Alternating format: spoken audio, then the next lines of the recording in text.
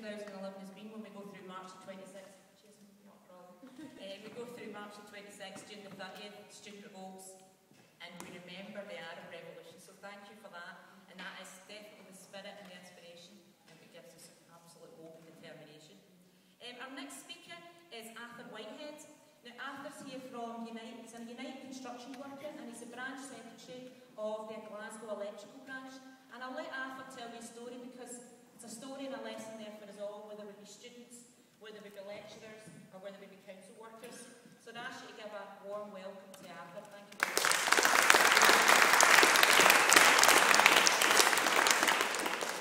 Thanks very much, Chair, for this opportunity to put the case for the construction industry. What's actually happening in the construction industry in the present day is quite horrendous. It's never been a great industry in the past. It's never been great for its trade union activity. For various reasons, it's a fragmented industry. We're always moving around, and you might do your short steward in one site, try and go on another site, and you find that you're not required. That's the type of industry that it is. But what's actually happening now, we're now seeing eight of the major construction companies in the electrical and mechanical industry have decided that the agreements that they've got at the moment aren't good enough for them. They've decided to try and create a new agreement where they're going to de-skill, they're going to take about 60 to 70% of the work away from the likes of electricians, pipe fitters, HVAC engineers, and they're going to de-skill it, and they're going to give it to unskilled workers who will be working for a lot less than the rates that skilled workers receive. They're going to see wage cuts in the region of 35%. Electricians, pipe fitters, HVAC engineers are going to struggle to find employment, because they're only going to get employed when the sites are starting to wind up and they're testing and commissioning and stuff like that. So it's going to be a hard fight, but up until now it's been quite heartening to see what's been happening across the UK. We've seen major demonstrations in London, Manchester, Liverpool, Glasgow for a few. We had one in Grangemouth a fortnight ago. We had one at the Commonwealth Games site yesterday. And we had a big meeting Saturday at the Unite offices where over 160 electricians and pipe fitters turned up. But the de-skilling thing is the major part of the whole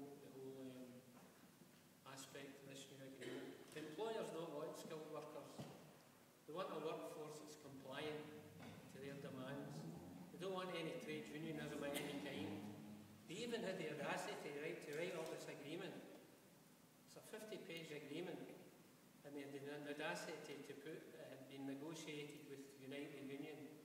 Unite rejected this agreement when they saw it, and then Unite are totally behind the workers that are fighting these employers, which is good to see, because some of the older people might remember some of the AATP of the past, who was quite a trade union to the employers. So we've got another demonstration a week on Saturday in Camberslag. It's a big fire station that's getting built. We're having a demonstration there. And obviously we'll have a big turnout on Saturday at the march, hopefully. But just to talk on, when you look at the de-skilling, what about the young people? We hear from politicians about apprenticeships. We need to get apprenticeships, because everybody can't go to university, so we need to build apprenticeships.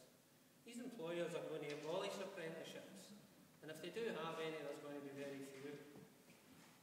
And it's outrageous what actually they've got in mind. And again, these are the same employers that was highlighted a couple of years ago when the Information Commissioner raided office of a character called Ian Kerr, who was operating as a third party for these employers to blacklist people. He kept a database of over 3,000 construction workers.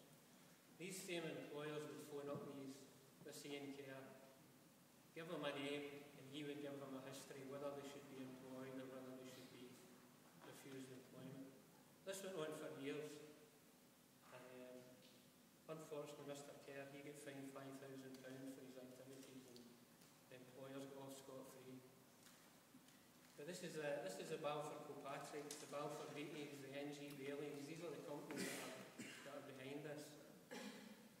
In the construction industry for the last 25 years, we've seen the rise of the subcontractor, the agency worker, and that's really been the demise of the construction industry, and I'm sure it's the same for other industries. But what we've seen in the construction industry is horrendous. We see agencies employing people. One employer maybe hire 10 agencies, employing maybe 10 workers. So they're all divided and it's very hard to organise in that situation. But what we're seeing now, we're actually seeing the employers are now taking their jobs away. So there's been a good groundswell right across the country, and hopefully that can grow, and in the end of the day we can beat these employers. United has said they'll organise a ballot eventually. Hopefully we can build up the membership in the construction industry and have the ballot. Because as of the 7th of December, these eight contractors have told their employees, if you don't sign this new agreement, by the 7th of December, you'll be terminating your own employment. So hopefully we can get a campaign going and it won't get to that stage. But that is the type of employer that we've got to tolerate in this country. They won't negotiate, they won't force things on you, and that is the road we've been doing unless we can stop this. And we're now in a situation where it's a race to the bottom. The employers want a trade union desert in the construction industry, and I'm sure across the wider workplace. But it's got to be stopped, and we're certainly hoping